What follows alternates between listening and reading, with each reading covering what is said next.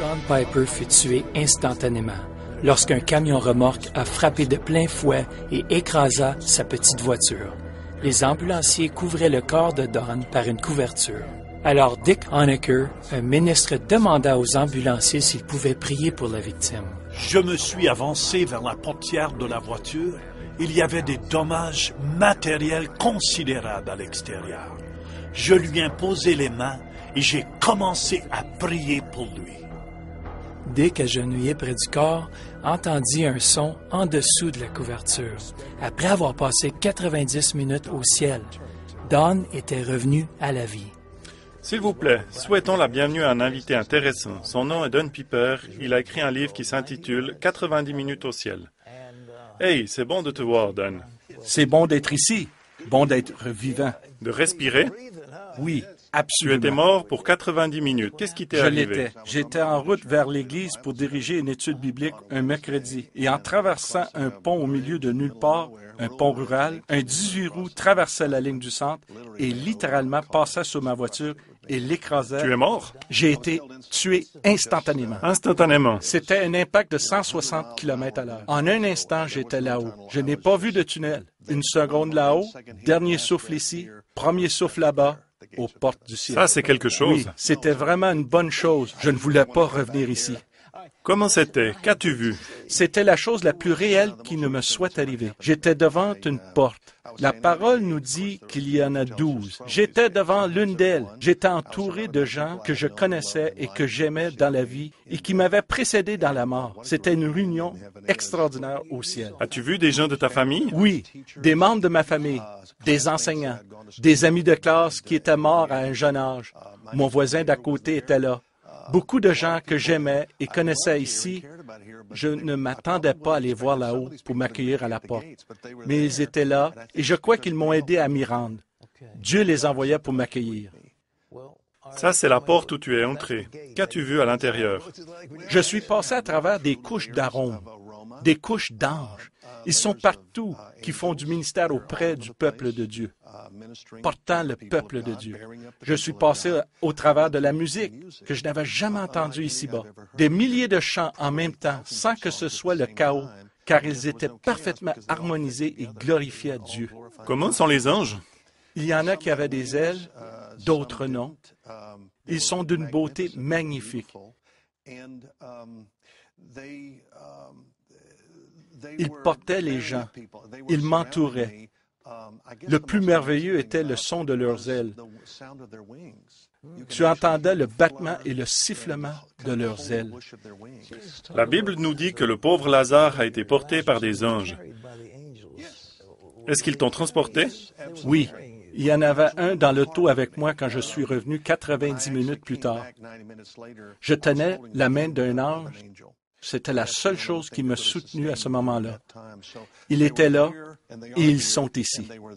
Ils étaient là pour m'accueillir et me porter. Les anges sont des magnifiques serviteurs de Dieu. Nous ne devenons pas des anges naturellement quand nous allons au ciel, mais j'ai été transporté au ciel par les anges. Je n'aime pas utiliser le mot « asservir », mais le peuple de Dieu est supposé être au-dessus des anges. Il l'est, et j'ai eu l'impression distincte qu'ils prenaient soin de moi, qu'ils faisaient du ministère auprès de moi. Et ce sont eux qui m'ont amené jusqu'à la porte. Lorsque je suis arrivé, je savais qu'ils m'y avaient transporté. As-tu vu Jésus? À distance. Quand je me suis approché de la porte, j'ai regardé et j'ai vu un chemin en or. Incroyable. Et des structures ornées comme j'en ai jamais vu à l'intérieur des portes.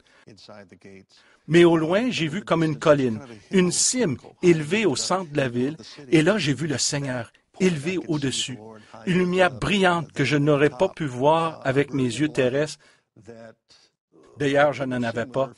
Je pouvais le voir et tout ce que je voulais faire était de courir sur la colline, me jeter à ses pieds et lui dire merci de m'avoir permis d'être ici. Qu'est-ce qu'on va faire au ciel? Tu sais, on va manger à la table du Seigneur, prendre un repas avec lui, sans engraisser. C'est céleste, n'est-ce pas?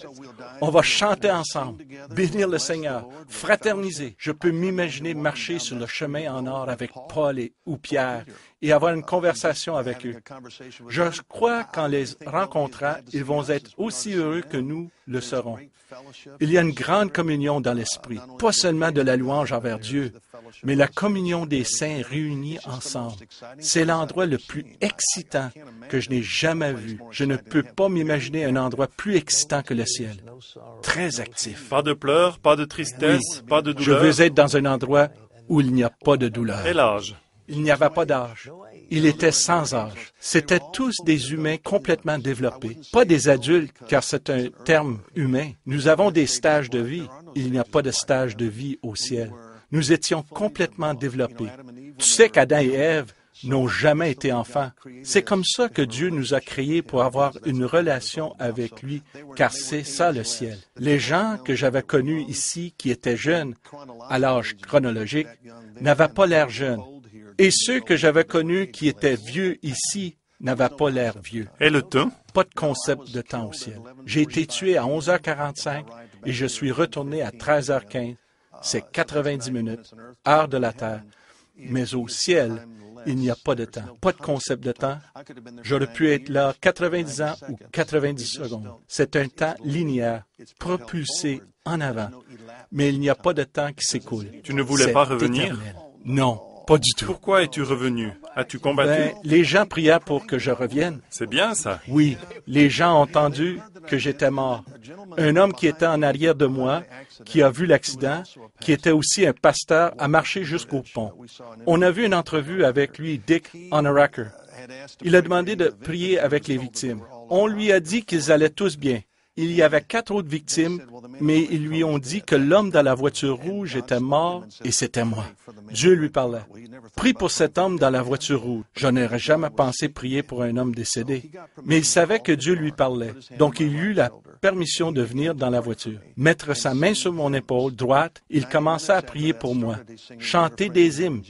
90 minutes après avoir commencé, il chantait « Quel ami nous avons en Jésus ». J'ai commencé à chanter avec lui. À ce moment, il sortit de la voiture très rapidement. Il est allé dire quelque chose comme « L'homme mort est en train de chanter ».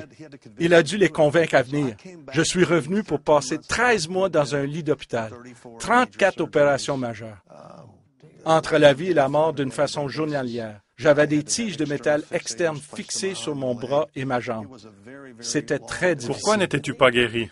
Je suis guéri dans la mesure où les gens croyaient pas que je pourrais encore marcher, parce que j'ai perdu une partie de ma jambe, 10 cm exactement. Et ils l'ont remise ensemble. Ce bras avait été retrouvé sur la banquette arrière de la voiture.